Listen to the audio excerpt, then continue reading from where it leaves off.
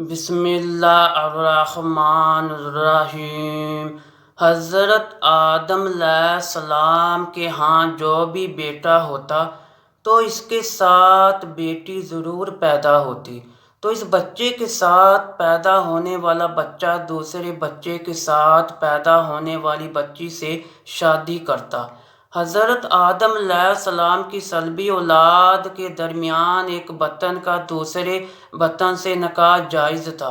جب حضرت آدم علیہ السلام اور حوا دنیا میں آئے تو توالد و تناسل کا سلسلہ شروع ہوا، تو ہر ایک حمل سے ان کے دو بچے پیدا ہوئے، ایک لڑکا اور دوسری لڑکی۔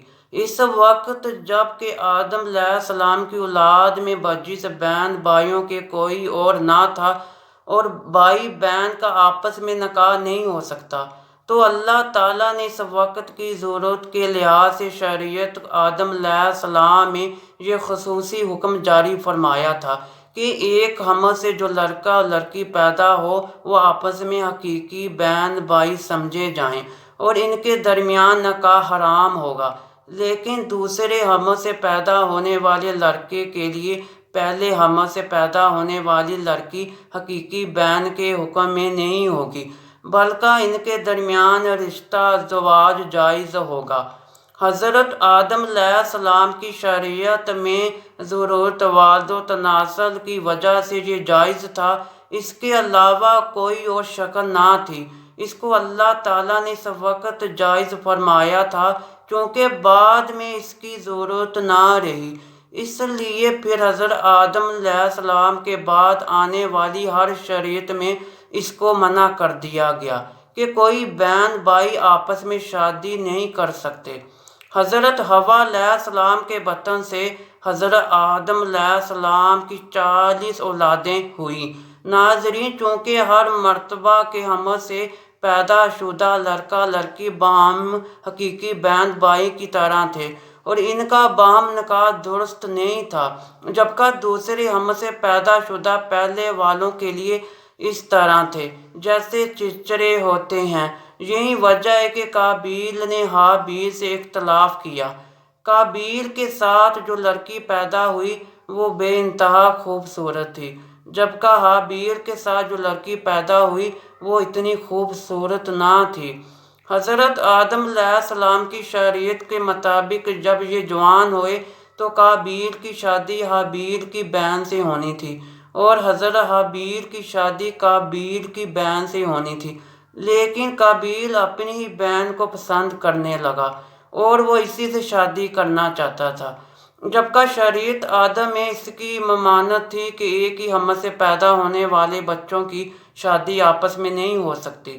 لہٰذا جب یہ صورتحال زیادہ بگڑ گئی تو حضرت آدم علیہ السلام نے ان دونوں کو اللہ پاک کی راہ میں قربانی پیش کرنے کو کہا اور بتایا کہ جس کی قربانی کو آسمان سے آگ آ کر کھا جائے تو سمجھنا اس کی قربانی قبول ہو گئی۔ قابیل کھیتی باڑی کا کام کرتا تھا، حضرت حابیل علیہ السلام بکریاں چرایا کرتے تھے۔ حضرت حابیل علیہ السلام نے اللہ تعالیٰ کی راہ میں ایک بکری کا بچہ پیش کیا اور قابیل نے ایک گٹھا لیا اور اس کو اللہ تعالیٰ کی بارگاہ میں قربانی کے لیے رکھ دیا تھا۔ چنانچہ حضرت حابیل کی قربانی قبول ہو گئی، جس پر حابیل علیہ السلام کہنے لگے کہ میرے والد صاحب نے میری قربانی قبول ہونے کے لیے دعا کی ہوگی، جس کی وجہ سے اللہ تعالیٰ نے میری قربانی قبول فرمائی۔ روایات میں آتا ہے کہ حضرت حابیل علیہ السلام قابیل سے زیادہ جوان اور بہادر تھے۔ حابیل نے اپنے بھائی کو کہا کہ اگر تم مجھے قتل بھی کرو گے تو تمہارا مقابلہ نہیں کروں گا، میں چاہتا ہوں کہ قیامت کے دن تم میرے گناہوں میں شمار ہو کر آئے۔ قابیل نے ایک دن غصے میں آ کر حضرت حابیل کو پتھر مار کر قتل کر دیا۔ حضرت حابیل کو قتل کرنے کے بعد قابیل بہت ہی دکھی اور پریشان رہنے لگا۔ قابیل اپنے بھائی کی لاش کو کندھوں پر اٹھا کر کئی دنوں تک گھومتا رہا کہ اب اس کا میں کیا کروں۔ پھر اللہ تعالیٰ کے حکم سے دو کوے آپس میں لڑنے لگے، ان میں سے ایک کوے نے دوسرے کوے کو مار دیا۔ یہ سب کچھ قابیل دیکھ رہا تھا۔ کوے نے اپنے ساتھیوں کو مار کر اس کو زمین میں دفن کر دیا۔ قابیل نے بھی کوے کو دیکھ کر اپنے بھائی کو دفن کرنے کے لیے گڑھا کھودا، جس میں حضرت حابیل علیہ السلام کو دفن کر دیا۔ اس کے بعد قابیل اپنی سگی بہن اکلیمہ کو لے کر وہاں سے بھاگ نکلا۔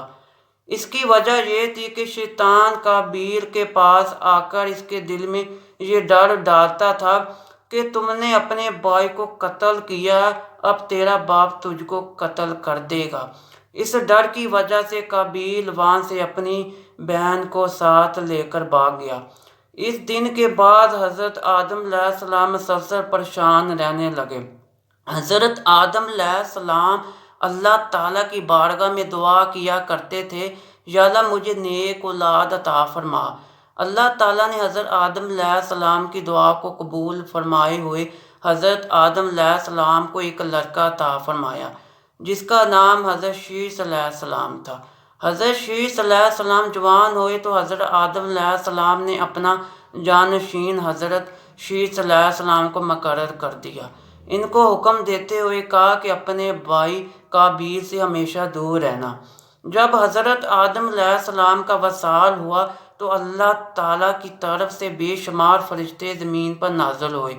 انہوں نے حضرت شیث علیہ السلام کو اپنے باپ کو دفن کرنے کا طریقہ بتایا۔ اس کے بعد بی بی حوا کا بھی وصال ہو گیا۔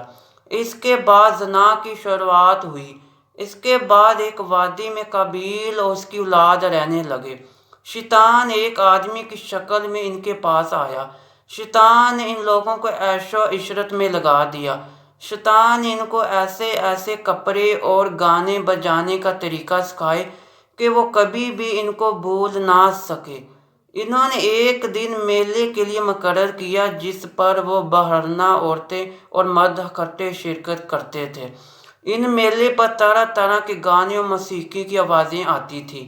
اس طرح جو شخص مومن تھے ان کو بھی یہ آوازیں سنائی دیتی تھیں۔ ایک دن ایک مومن کے دل میں خیال آیا کہ میں یہ سب کچھ قریب سے دیکھنا چاہتا ہوں۔ ایک دن وہ مومن اپنے ساتھیوں سے چوری وہاں سے نکلا اور قابیل کے لوگوں کے پاس آ گیا۔ اس نے دیکھا کہ قابیل کی اولاد بے حیائی اور فضول کاموں میں لگی ہوئی تھی۔ اس شخص نے وہاں جا کر دیکھا کہ وہ عورتیں بہت ہی خوبصورت اور حسین تھیں۔ اس حوالے سے روایات میں آتا ہے کہ حضرت شیث علیہ السلام اور اس کے ساتھی بہت ہی حسین و جمیل اور جوان تھے۔ ان کی نسبت ان کی عورتیں زیادہ پیاری نہ تھیں۔ قابیل کی اولاد میں لڑکیاں تو بہت ہی پیاری تھیں، لیکن ان کی نسبت مرد زیادہ حسین نہیں تھے۔ وہ شخص قابیل کی اولاد عورتوں سے بہت ہی متاثر ہوا۔ اس کے بعد وہ واپس آ گیا۔ اس نے مومنین کو بھی ان عورتوں کے بارے میں بتایا۔ ان میں سے جو کمزور ایمان والے تھے وہ قابیل کی اولاد کی طرف ہجرت کرنے لگ گئے۔ اس کا کافی حد تک مومن لوگ بھی قابیل کے فتنے میں داخل ہوتے گئے اور فضول کاموں میں شامل ہوئے جاتے رہے تھے۔ اس طرح وہ ایک دوسرے کی طرف مائل ہوتے تھے، جہاں سے زنا جیسے کبیرہ گناہ نے جنم لیا۔ روایات میں آتا ہے کہ حضرت شیث علیہ السلام کے ساتھ رہنے والے ساتھیوں کی تعداد بہت کم رہ گئی تھی، جبکہ قابیل کا گروہ کافی مضبوط اور طاقتور ہو چکا تھا۔ وہ حضرت شیث علیہ السلام ان کے ساتھیوں کو بہت ہی تنگ کرتے رہتے تھے، ان کو طرح طرح کی تکلیفیں دیا کرتے تھے۔ اگر دیکھا جائے تو زنا اس وقت ہی شروع ہو گیا تھا جب قابیل اپنی بہن اکلیمہ کو لے کر وہاں سے بھاگ گیا تھا۔ اس نے اپنی بہن کے ساتھ ہی اپنی اولاد کو جنم دیا۔ دعا ہے کہ اللہ پاک ہم سب کو زنا جیسے کبیرہ گناہ سے محفوظ رکھے، آمین یا رب العالمین۔ امید کرتا ہوں کہ آپ ویڈیو پسند آئی ہوگی۔ اگر ویڈیو پسند آئی ہے تو ویڈیو کو لائک کیجیے، شیئر کیجیے اور چینل کو لازمی سبسکرائب کیجیے۔ ملتے ہیں اگلی ویڈیو میں، تب تک کے لیے اللہ حافظ۔